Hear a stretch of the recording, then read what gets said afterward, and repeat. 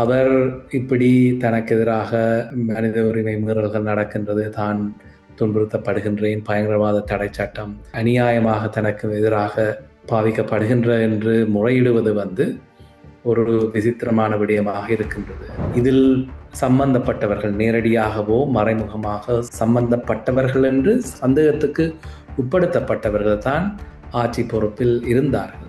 அவர்கள் இந்த விடயங்களை சரியாக விசாரிக்க தவறினது மாத்திரமல்லாமல் இந்த விசாரணையை எந்த இலங்கை உட்கட்சிகள் இதற்கு எதிரான குரல் எழுப்பினாலும் இந்த விசாரணை தொடர்ந்தும் தொடரக்கூடிய வாய்ப்புகள் தான் நிறைய இருக்கின்றன. ஆதாரங்களையும் உடனடியாக இலங்கைக்கு கொடுத்திருக்க மாட்டார்கள். ஏற்கனவே கொடுக்கப்பட்ட என்ற அறிக்கை அவர்களுடைய விசாரணையினுடைய ஒரு பகுதியாகத்தான் இருக்கும். அவர் கைது செய்யப்படும் பொழுது பல கமெண்டேட்டர்ஸ் இது ஒரு கண்துடைப்பாக இருக்கலாம் என்றுதான் கருதினார்கள். ஆனால் தற்பொழுது அவர் மாதக்கணக்காக அடைத்து வைக்கப்பட்டு விசாரணை செய்யப்படுவதனால் இதில் என்பிபி அரசாங்கம் சற்று உண்மைத்தன்மையுடன் செயற்படுவதாக பார்க்கப்படுகின்றது. அது மாத்திரம் இல்லாமல் இந்த கணனியில் பல ரகசியமான தகவல்கள், அதாவது இலங்கையுடைய பாதுகாப்பு சம்பந்தமானதாக இருந்தால் அந்த தகவல்கள் இன்று விசாரிக்கின்ற அதிகாரிகளும் அதை பாதுகாக்க வேண்டிய ஒரு கடப்பாட்டுக்கு உட்பட்டவர்களாக இருப்பார்கள். திரு கோத்தபாய ராஜபக்சாக்கு எதிராகவும் அவரை கைது செய்யப்படக்கூடிய சூழ்நிலை இருக்கின்றது. ஆக ஏன் அவர் நாடுகின்றார் என்று கேட்டால், சாதாரண மக்களுடைய பார்வையில் குற்றம் செய்திருக்கின்றார், குற்றத்தை தவிர்க்க முயற்சி செய்கின்றார் என்று கூறலாம். அவருடைய பார்வையில் அரசியலில் நகர்த்தப்படும் காய்கள், திரைமறைவில் நடக்கும் ரகசிய பீரங்கள், உலகத் தமிழர் அறிந்தேயாக வேண்டிய உண்மைகளை தேடி ஒரு உடறுப்பு.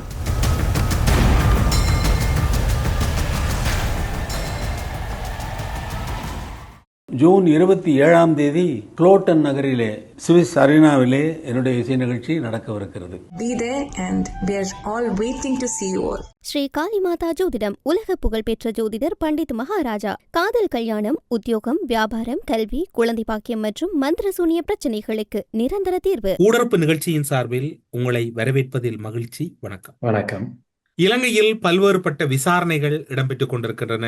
ஊழல் விசாரணைகள் இடம்பெறுகின்றன, உயிர்த்த ஞாயிறு விசாரணைகள் இடம்பெறுகின்றன, இன்னும் பல விசாரணைகள் இடம்பெறுகிறது. இலங்கை விடயத்தை மிகவும் நுணுக்கமாக பார்க்கக்கூடிய ஒரு மூத்த சட்டவாளர், ஒரு மூத்த சட்டத்திறனியாக பிரித்தானியாவில் நீண்ட காலமாக இருக்கக்கூடிய ஒருவர், இந்த உயிர்த்த ஞாயிறு தாக்குதல் தொடர்பில் தொடர்ச்சியாக விசாரணை இடம்பெற வேண்டும், குற்றவாளிகள் நிறுத்தப்பட வேண்டும் என்பது உங்கள் போன்றவர்களுடைய ஒரு பொதுவான கோரிக்கையாக தொடர்ச்சியாக இருந்து வருகிறது.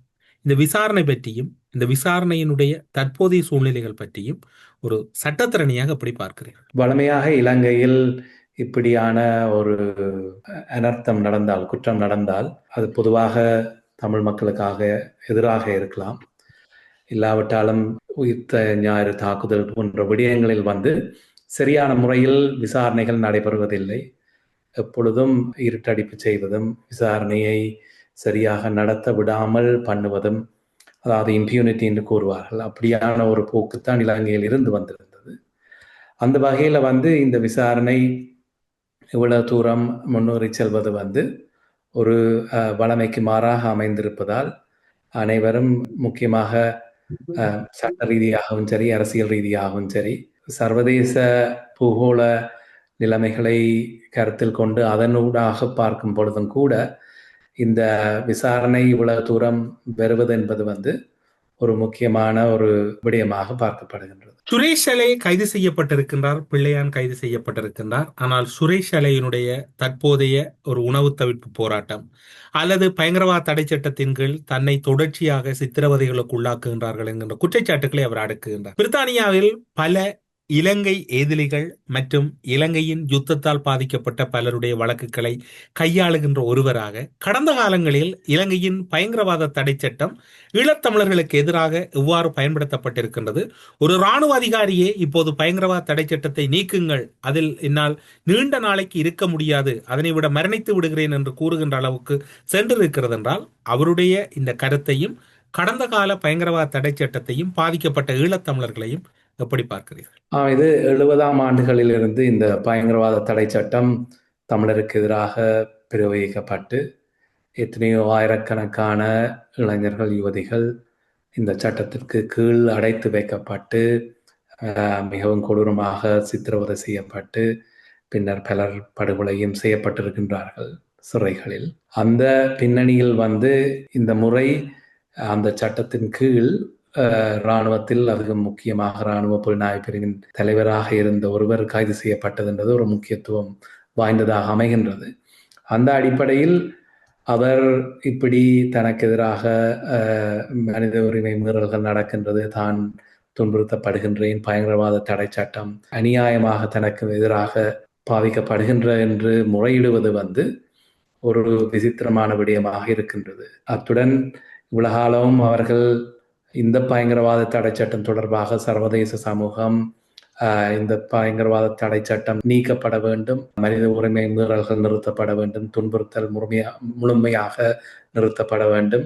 பல சர்வதேச அறிக்கைகள் துன்புறுத்தல் இலங்கையில் பரவலாக வைட் ஸ்ப்ரெட் மேனரில் நடந்து கொண்டிருக்கின்றது என்று பல வருடங்களாக முறையிட்டிருக்கின்ற பொழுதிலும் இதை உதாசீனம் செய்து தமிழர்களுக்கு எதிராக இனப்படுகொலையின் ஒரு அங்கமாக இந்த பயங்கரவாத தடை சட்டம் பிரயோகிக்கப்பட்டது எங்களுக்கு தெரிந்ததே.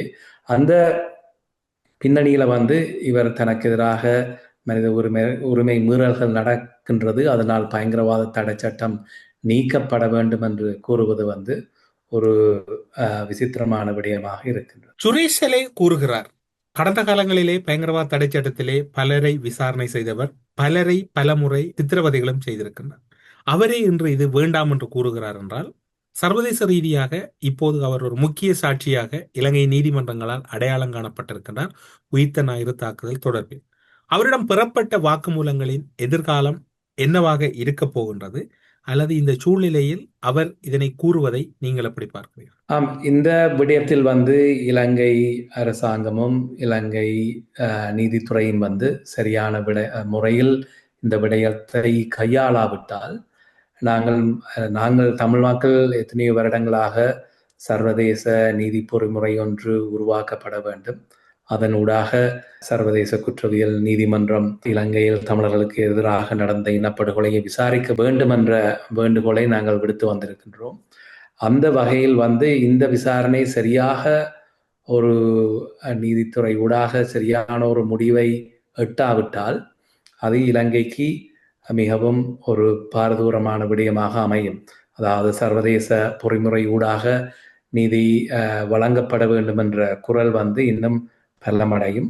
அதனூடாக இலங்கையில் நடந்த தமிழர்களுக்கு எதிராக நடந்த இனப்படுகொலையாக இருக்கலாம், மற்ற சமூகங்களுக்கு எதிராக நடந்த மனித உரிமை மீறல்களாக இருக்கலாம், அதில் ஒரு அங்கமாகத்தான் இந்த ஈஸ்டர் சண்டே அட்டாக்கை தாக்குதலை நாங்கள் பார்க்க வேண்டியிருக்கின்றது. அந்த விடயங்களும் சர்வதேச பொறிமுறை ஊடாக ஒரு நீதி விசாரணையை எட்டக்கூடிய நிலைமைக்கு வரும். இந்த விசாரணை இலங்கை அரசாங்கமும் நீதித்துறையும் சரியாக கையாள தவறினார். இப்போது இலங்கையிலே பல்வேறுபட்ட விடயங்கள் பற்றி எல்லோரும் கூறுகின்றார்கள். உயிர்த்த ஞாயிறு தாக்குதல் குறித்து தற்போது முன்னெடுக்கப்பட்டு வரும் விசாரணைகள் தொடர்பில் ஐக்கிய தேசிய கட்சியின் விசேட அறிக்கை ஒன்று நேற்றைய தினம் வெளியாக இருக்கின்றது. அமெரிக்காவின் மத்திய புலனாய்வு பிரிவினர் மேற்கொண்ட முழுமையான விசாரணை தரவுகளை தற்போதைய இலங்கை அரசாங்கம் அமெரிக்க அதிகாரிகளிடமிருந்து உத்தியோகபூர்வமாக கோரியுள்ளதாக ஒரு தகவல், ஒரு கேள்வி எழுப்பப்பட்டிருக்கின்றது. கோரி இருக்கின்றதா என்கின்ற கேள்வி ஐக்கிய தேசிய கட்சி எழுப்புகின்றது. ஏன் கடந்த காலங்களிலே அதனுடைய பிரதிகள் இலங்கை அரசாங்கத்துக்கு வழங்கப்பட்டது தானே. 2019 ஏப்ரல் 21 குண்டு தாக்குதல் தொடர்பில் முழுமையான அறிக்கை 2020 நவம்பர் 12 அன்று FBI விசேட முகவரால் வழங்கப்பட்டது தானே. ஏன் இப்போது இவர்கள் அந்த அறிக்கை இலங்கையில் இல்லாது சென்று விட்டது? ஒரு சர்வதேச ரீதியாகவும் ஒரு முக்கியத்துவம் வாய்ந்ததை நீங்கள் எப்படி பார்க்கிறீர்கள்? இந்த விசாரணை நாங்கள் இதில் இலங்கையை சார்ந்தவர்கள் மாத்திரம் கொல்லப்படவில்லை.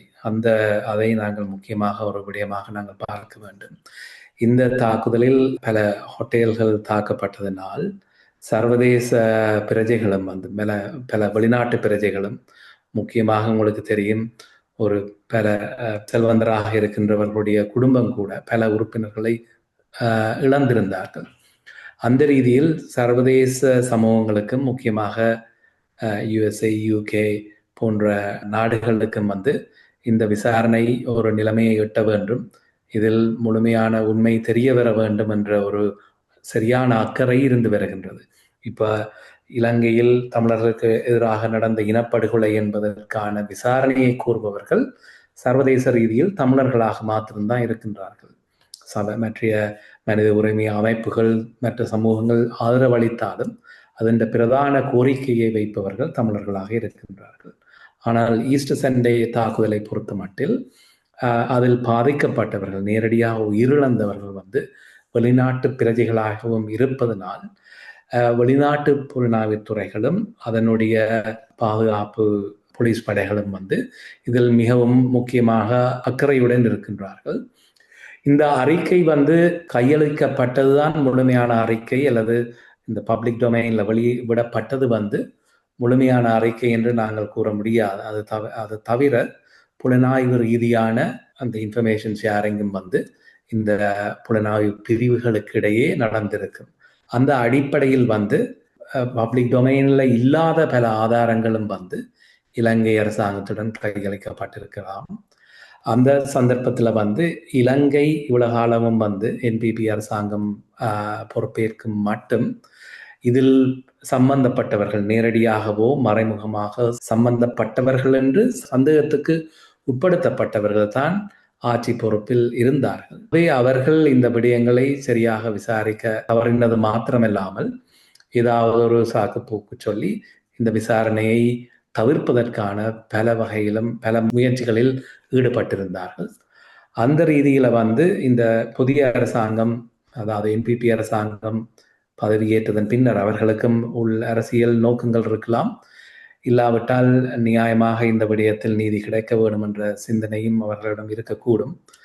எனினும் சர்வதேச அழுத்தம் மிகவும் இந்த விடயத்தில் இலங்கை அரசாங்கத்தின் மீது இருக்கின்றது.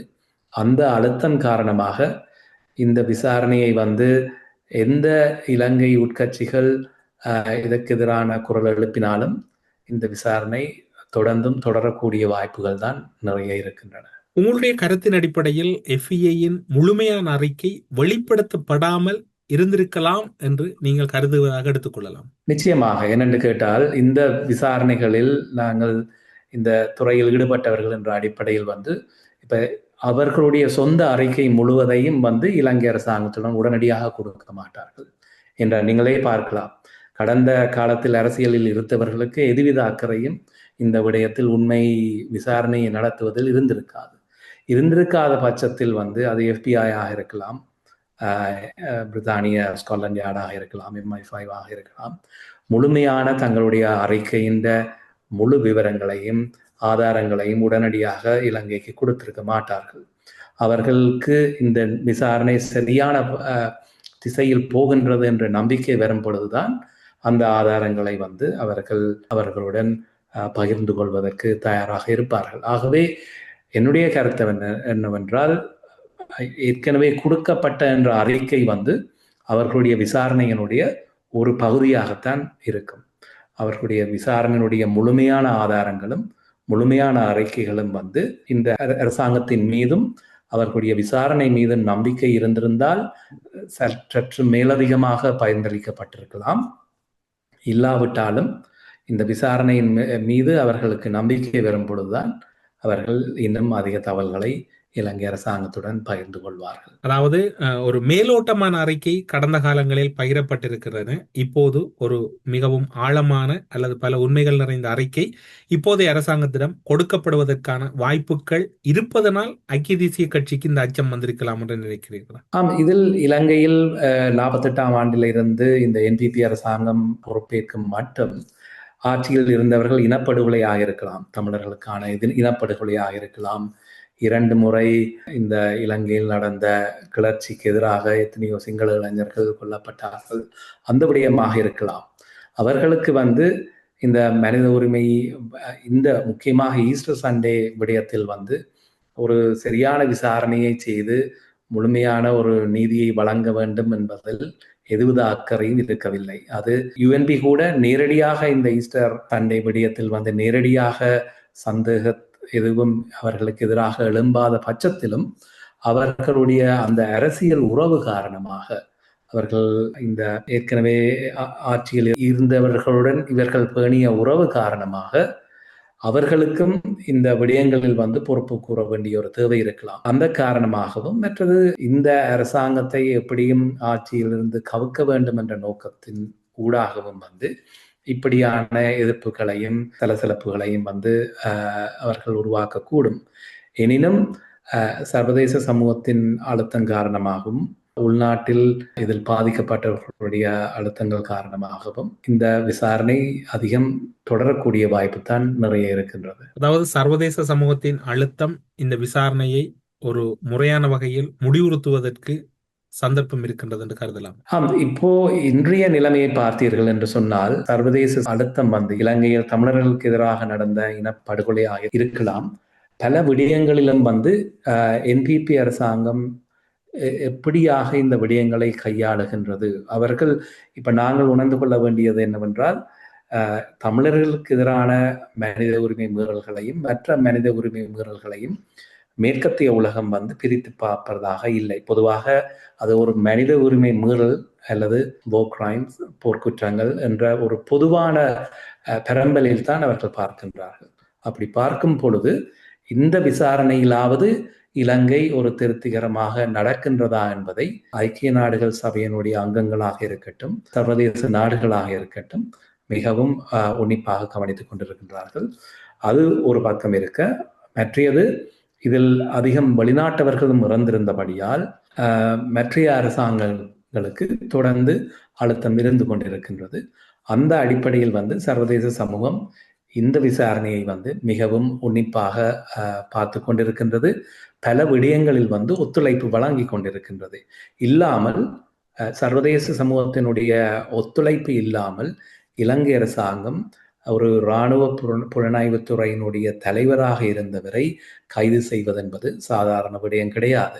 முதல் அவர் கைது செய்யப்படும் பொழுது பல கமெண்டேட்டர்ஸ் இது ஒரு கண்துடைப்பாக இருக்கலாம் என்றுதான் கருதினார்கள். ஆனால் தற்பொழுது அவர் மாதக்கணக்காக அடைத்து வைக்கப்பட்டு விசாரணை செய்யப்படுவதனால் இதில் என்பிபி அரசாங்கம் சற்று உண்மைத்தன்மையுடன் செயற்படுவதாக பார்க்கப்படுகின்றது. ஆகவே இப்படி பல பக்கங்களிலிருந்தும் இந்த விடயம் மிகவும் கவனமாக பார்க்கப்பட்டு வருவதனால் இதை சரியாக அடுத்த கட்டத்துக்கு கொண்டு சென்று நீதித்துறை ஊடாக ஒரு சரியான ஒரு தீர்ப்பை வழங்க வேண்டிய பாரிய பொறுப்பு என்பிபி அரசாங்கத்திடம் இருக்கின்றது. நான் முதல் குறிப்பிட்ட மாதிரி இந்த விடயத்தில் அவர்கள் தவறினார்களாக இருந்தால் மற்ற விடயங்களும் தமிழர்களுக்கு எதிராக நடந்த இனப்படுகொலை விடயங்களும் சர்வதேச நீதி பொறிமுறை நீதிமன்றங்கள் ஊடாக கையாளப்படக்கூடிய ஒரு மிகவும் சாதகமான ஒரு சூழ்நிலை உருவாகக்கூடிய வாய்ப்புகள் நிறைய இருக்கின்றன. ஆனால் நீங்கள் கூறுகின்ற அடிப்படையில் பார்க்கின்ற போது இப்போது இன்னும் ஒரு கருத்தை எல்லோரும் முன்வைக்கின்றார்கள். குறிப்பாக உதய கம்மன்பிலை பொறுத்தவரையில் கர்தினால் மால்கம் ரஞ்சித் அவர்களை இலக்கு வைத்து ஒரு கருத்தை கூறினார். ஆனால் நேற்றைய தினம் இன்னும் ஒரு கருத்தையும் கூறியிருக்கின்றார். வேதாகமத்தையேனும் முறையாக அறியாத அருட்தந்தை ஸ்ரீல் காமினி உளவுத்துறை செயற்பாடுகள் குறித்து முறையான புரிதலின்றி கருத்துக்களை வெளிப்படுத்துவதாக உதய கம்மன்பிலையுடைய குற்றச்சாட்டு இருக்கின்றது. ஏதோ கிறிஸ்தவ மதத்தை இப்போது ஒரு வன்முறையை நோக்கி இழுக்கின்றார்களா அல்லது வன்முறையை தூண்டுகின்ற வகையில் அந்த விடயத்தை கையாள முற்படுகின்றார்களா என்கின்ற சந்தேகம் பரவலாக இருக்கின்றது. நீங்கள் எப்படி பார்க்கிறீர்கள்? அதில் நான் எப்படி பார்க்கின்றேன் என்றால், இலங்கை ஒரு சிங்கள பௌத்த நாடு. அது அவர்களுடைய அரசியல் அமைப்பிலேயே உள்ளடக்கப்பட்டிருக்கின்றது பௌத்த மதத்திற்கு. ஆகவே அந்த சிங்கள பௌத்த பேரினவாதத்தை வைத்துத்தான் இன்று 1948ஆம் ஆண்டிலிருந்து தங்களுடைய அந்த மேல்தட்டு வர்க்கம் அரசியல் வர்க்கத்தினுடைய ஊழலாக கரப்ஷனாக இருக்கலாம், மற்றது சாதாரண மக்களை கவனிக்காமல் தங்களுடைய அதிகார துஷ்பிரயோகங்களாக இருக்கலாம். என்ன பிரச்சனை வந்தாலும் இந்த சிங்கள பௌத்த பேரினவாதத்தை வைத்துத்தான் எந்த விடயங்களையும் அவர்கள் சமாளித்து கையாண்டு கொண்டு வந்தார்கள். அந்த பின்னணியில இப்படி ஒரு விடயம் பெறும் பொழுது அதுதான் அதைத்தான் ஒரு கருவியாக பாவித்து, சிங்கள பௌத்த பேரினவாதத்தை ஒரு கருவியாக பாவித்து இந்த விசாரணையையும் மலங்கடிக்க முயற்சி செய்கின்ற ஒரு முயற்சி என்ற ஒரு அங்கமாகத்தான் நாங்கள் இதை பார்க்க வேண்டும். ஆனால் இப்போது எல்லோருடைய அச்சமாகவும் இருப்பது சில வேளை இந்த விடயம் உங்களுடைய பகுதிக்கு அப்பாற்பட்டதாக இருந்தாலும் உங்களுடைய அனுபவத்தில் இந்த விடயத்தை கேட்கப்பட வேண்டியிருக்கின்றது. ஒரு உளவுத்துறை தலைவர் 38 வருடங்களாக கள அதிகாரியாக பணியாற்றியவர், பல விடயங்களோடு இணைந்திருந்தவர். அதில் ஒரு தகவல் வழங்குனர் அவரை தவிர வேறு யாரும் நம்ப முடியாத ஒரு சூழ்நிலையில் அவரிடம் இருக்கக்கூடிய மடிக்கணனியினுடைய கடவுச்சொற்கள், அதாவது பாஸ்வேர்ட் வேண்டும் என்று விசாரணை அதிகாரிகள் கேட்கின்றார்கள் என்கின்ற போதுதான் இலங்கையில் ஒரு பரந்துபட்ட அளவில் பதட்டம் அதிகரிக்கின்றது. அது உதயகம்மன் பிளவாக இருக்கலாம், மஹிந்த ராஜபக்சவா இருக்கலாம், நாமல் ராஜபக்சவா இருக்கலாம், கோட்டபாய ராஜபக்சவின் முன்பினை கேட்கின்ற அளவுக்கு அந்த நிலைமை மாறுகிறது என்றால், அந்த மடிக்கணனியை ஒரு புலனாய்வு அதிகாரி, ஒரு சர்வதேச ரீதியாக முக்கியமான விடயமாக இருப்பதனால் ஒரு புலனாய்வுத்துறையின் ஒரு அதிகாரி மடிக்கணனியின் கடவுச்சொற்களை அரசுக்கு வழங்குவது சரியான முறை என்று நினைக்கின்றீர்களா, அல்லது வழங்க தேவையில்லை என்று கருதுகிறீர்கள்? அவர் வழங்க வேண்டிய ஒரு கட்டாயத்தில் தான் இருக்கின்றார். இந்த விசாரணையில் அவர் வழங்காத பட்சத்தில் இன்னும் அவருக்கு எதிரான அந்த சந்தேகங்கள் வலுக்கக்கூடிய வாய்ப்பு இருக்கின்ற. ஒரு நீதிமன்றத்தில் இந்த வழக்கு செல்லுமாக இருந்தால் அவர் இந்த வழக்கு விசாரணைகளை ஒத்துழைக்காத தன்மை, சரியான வழியில பதில்கள் தராத விடயங்கள் அவருடைய நம்பகத்தன்மையை பாதிக்கும். ஆகவே இந்த விடயத்தில் அரசாங்கத்துடன் தாரிக்கின்ற காவல்துறையுடன் அவர் ஒத்துழைக்காத பட்சத்தில் அது அவருக்கு எதிராக அவருடைய சொந்த வழக்கை, அவருக்கு எதிராக ஒரு வழக்கு தாக்கல் செய்யப்படுகின்ற ஒரு சந்தர்ப்பத்தில் அவருக்கு எதிராக அது பார்க்கப்படக்கூடிய ஒரு சூழ்நிலை நிறையவே இருக்கின்றது. ஆகவே ஏன் அவர்கள் பயப்படுகின்றார்கள் என்றால், இந்த அதாவது இலங்கை புலனாய்வுத்துறை இந்த குற்றச்சாட்டுகள் உண்மையாக இருக்குமாக இருந்தால் அவர்கள் அதாவது இலங்கையினுடைய பாதுகாப்பு கருதி மாத்திரம் செயற்படாமல் தங்களோட சுயநலங்களுக்காக, தங்களுடைய அரசியல் லாபங்களுக்காக எத்தனையோ மனித உரிமை மீறல்களையும் எத்தனையோ விடயங்களையும் செய்திருக்கின்றார்கள் என்பது இந்த விசாரணை நிரூபிக்கப்படுமாக இருந்தால் அதுதான் எங்களுக்கு காட்டப்படக்கூடிய ஒரு விடயம். ஆகவே அது மாத்திரம் இல்லாமல் இந்த கணனியில் பல ரகசியமான தகவல்கள், அதாவது இலங்கையினுடைய பாதுகாப்பு சம்பந்தமானதாக இருந்தால் அந்த தகவல்கள் இந்த விசாரணை அதிகாரிகள், இன்று விசாரிக்கின்ற அதிகாரிகளும் அதை பாதுகாக்க வேண்டிய ஒரு கடப்பாட்டுக்கு உட்பட்டவர்களாக இருப்பார்கள்.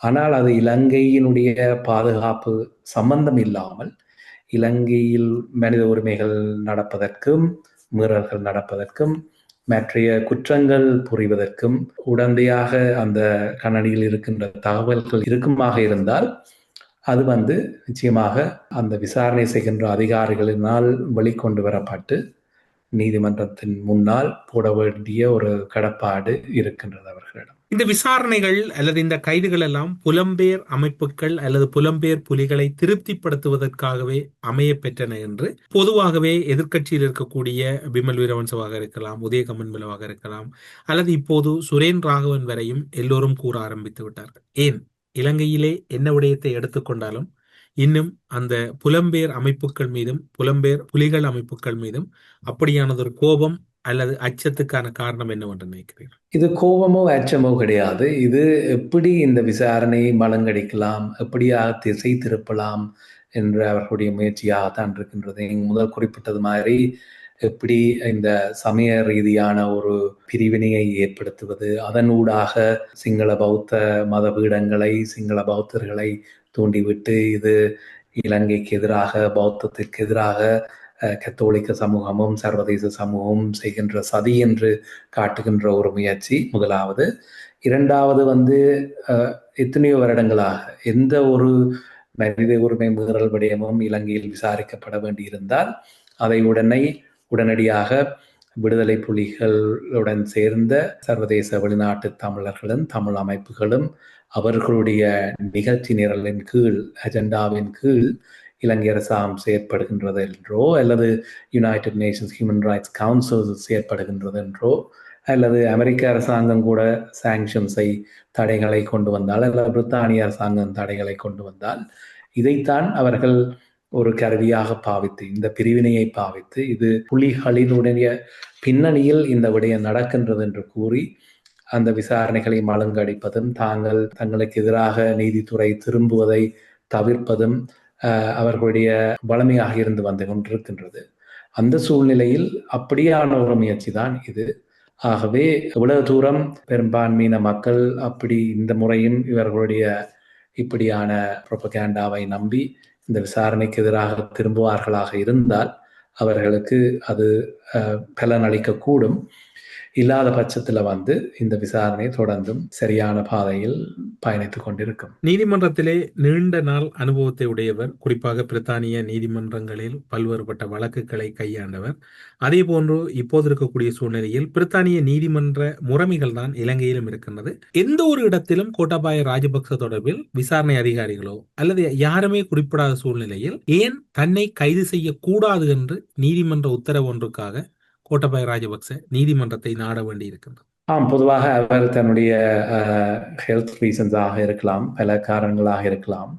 அதன் அடிப்படையில் நான் அவர் என்ன மாதிரியான விண்ணப்பத்தை சமர்ப்பித்தார் என்று பார்க்க முடியவில்லை. எனினும் அந்த காரணங்களை கூறி இந்த மனுவை தாக்கல் செய்திருந்தார். எனினும் நீதிமன்றம் அதை பின்போட்டு இருக்கின்றது. ஆகவே அவர் கைது செய்யப்பட வேண்டும் என்று சொன்னால் அதில் நீதித்துறையினுடைய எந்த விதமான தடையும் தற்பொழுது இல்லை. அந்த அடிப்படையில் விசாரணை அதிகாரிகள் ஆதாரங்களை வைத்திருப்பார்களாக இருந்தால் திரு கோத்தபாய ராஜபக்சக்கு எதிராகவும் அவரை கைது செய்யப்படக்கூடிய சூழ்நிலை இருக்கின்றது. ஆகவே ஏன் அவர் நாடுகின்றார் என்று கேட்டால், சாதாரண மக்களுடைய பார்வையில் அவர் ஏதோ குற்றம் செய்திருக்கின்றார், குற்றத்தை தவிர்க்க முயற்சி செய்கின்றார் என்று கூறலாம். அவருடைய பார்வையில் அவருடைய வயது காரணமாகவும் ஹெல்த் ரீசன்ஸ் காரணமாகவும் இப்படி ஒரு விசாரணையை தான் சந்திப்பதற்கு முடியாது என்ற அடிப்படையில் தான் அவருடைய விண்ணப்பங்கள் இருந்திருக்கக்கூடும். அதுதான் அவருடைய நோக்கமாக இருக்கும். முக்கியமாக இந்த விசாரணையை சந்திப்பதை அவர் தவிர்க்க விரும்புகின்றார். அத்துடன் நிச்சயமாக அவர் கைது செய்யப்பட்டு அடைத்து வைக்கப்படுவதை தனக்கு நடக்கக்கூடாது என்று விரும்புகின்றார் என்பதுதான் இந்த விண்ணப்பம் காட்டுகின்றது. பிரித்தானியாவிலே பலரும் அகதி தஞ்சம் கோருகின்றார்கள். அவர்களை பொறுத்தவரையில் பயங்கரவாத தடை சட்டத்திலே தண்டிக்கப்பட்டவர்கள் அல்லது பாதிக்கப்பட்டவர்கள் தான் அதிகளவானவர்கள். அவர்கள் சுரேஷ் சலே அல்லது கோட்டாபாய ராஜபக்ச போன்றவர்களால் நேரடியாக பாதிக்கப்பட்டதற்கான ஏதாவது சான்றுகள் இருக்கின்றதா, அல்லது அதனை உங்களால் கூறுவதில் சிக்கல் இருக்கின்றது? நேரடியாக பாதிக்கப்பட்டவர்களை நான் சந்திக்கவில்லை. எனினும் முக்கியமாக இப்ப திரு கோட்டாபாய ராஜபக்ச அவர்கள் ஜனாதிபதியாக இருந்தபடியால் அவர் இலங்கை அரசியல் அமைப்பின்படி முப்படைகளினுடைய தளபதியாக இருக்கின்றார், டிஃபென்ஸ் மினிஸ்டராக இருக்கின்றார். ஆகவே அந்த கால பகுதிகளில் நடந்த பல பேர் சித்திரவதை, பல மனித உரிமை மீறல்களை சந்தித்தவர்கள் பிரித்தானியாவிலும் சரி வெளிநாடுகளிலும் இருக்கின்றார்கள். ஆகவே அதனால்தான் அவருக்கு இப்ப இலங்கை மாத்திரம் இல்லாமல் வெளிநாடுகளுக்கும் செல்வது அவருக்கு பயண தடையும் இருக்கின்றது. அது தவிர வழக்குகளை இன்று அவர் ஒரு ஜனாதிபதியாக சர்விங் ஹெட் ஆஃப் ஸ்டேட்டாக இல்லாத பட்சத்தில் வெளிநாடுகளுக்கு செல்வாராக இருந்தால், முக்கியமாக மேற்கத்திய நாடுகளுக்கு, அங்கு அவர் நீதித்துறையை வழக்குகளை சந்திக்கப்படக்கூடிய ஒரு சூழ்நிலையும் இருக்கின்றது. இலங்கை புலனாய்வு பிரிவினால், இராணுவ புலனாய்வினாலும் பாதிக்கப்பட்ட மக்கள் பிரித்தானியாவிலும் சரி மற்ற மேற்கத்திய நாடுகளிலும் இருந்து கொண்டிருக்கின்றார்கள். நேரடியாக பாதிக்கப்பட்டவர்கள் பல விக்டிம்ஸ். அந்த அடிப்படையில் மேஜர் ஜெனரல் சுரேஷ் சாலே ஊடா அவர் கூட வெளிநாடுக்கு மேற்கத்திய நாடுகளுக்கு வருவாராக இருந்தால் அங்கு வழக்குகளை சந்திக்க வேண்டிய ஒரு கட்டாயம் இருக்கும் என்று நம்புகின்றேன். அதாவது இலங்கையை விட்டு இனி வெளியேற முடியாது, அதாவது இலங்கையில் அவருடைய கடவுச்சீட்டை நீதிமன்றம் பெற்றுக்கொண்டு அல்லது அவருக்கான பயணத்தடை விதிக்கப்பட்டாலும் அவர் இலங்கையை விட்டு வெளியேறுவது கூட ஒரு ஆபத்தாகத்தான் இருக்க போகிறோம். நிச்சயமாக, முக்கியமாக மேற்கத்திய நாடுகளுக்கு வருவது என்பது நாங்கள் முடியவே முடியாது என்றே கூறலாம். மற்ற நாடுகளுக்கு அவர்கள் செல்லக்கூடும், சில அவர்களுக்கு உதவி செய்யக்கூடிய சில நாடுகள் இருக்கக்கூடும். ஆனால் அந்த நாடுகளும் இந்த விசாரணை முடியாத பட்சத்தில் இவர்கள் வெளியேற முயற்சிப்பார்களாக இருந்தால் அந்த நாடுகளுக்கும் மேற்கத்திய சமூகம், மேற்கத்திய நாடுகள் அழுத்தம் பிரயோகிக்கக்கூடிய ஒரு சூழ்நிலை தான் இருக்கின்றது. நான் முதல் குறிப்பிட்ட மாதிரி இந்த விசாரணை என்பது வெறுமன என்பிபி அரசாங்கத்தினால் முன்னெடுக்கப்படுகின்ற ஒரு விடயமாக நாங்கள் பார்க்க முடியாது. இதற்கு பின்னால் பல சர்வதேச நாடுகள், இந்த வெளிநாட்டு பிரஜைகள் இறந்த நாடுகளுடைய அந்த பிரதிநிதிகளும் பிரதிநிதித்துவங்களும் இதற்கு இந்த விடயத்தில் மிகவும் அழுத்தங்களை கொடுத்து கொண்டிருக்கின்றார்கள். அந்த அடிப்படையில் அந்த நாடுகளுக்கு நிச்சயமாக இவர்கள் வரக்கூடிய வாய்ப்பே கிடையாது. அந்த நாடுகளின் அழுத்தம் காரணமாக இவர்களுடைய நட்பு நாடாக இருக்கக்கூடிய நாடுகளும் இவர்களை அனுமதிக்கக்கூடிய வாய்ப்புகள் மிகவும் குறைவென்றுதான் நான் பார்க்கின்றேன். ஊடரப்பு நிகழ்ச்சியில் இணைந்து கொண்டு இலங்கையின் தற்போதைய விசாரணைகளும் அதன் பின்னணிகளும் சர்வதேச ரீதியாக அதனுடைய முக்கியத்துவங்களும் என்று பல முக்கிய விடயங்களை வெளிப்படுத்தியமைக்காக சிறப்பு நன்றிகளோடு உங்களிடம் விடைபெற்றுக் கொள்கிறோம். நன்றி, வணக்கம். நன்றி, வணக்கம். அரசியலில் நகர்த்தப்படும் காய்கள், திரைமறைவில் நடக்கும் இரகசிய பீரங்கள், உலகத் தமிழர் அறிந்தேயாக வேண்டிய உண்மைகளை தேடி ஒரு உடறுப்பு.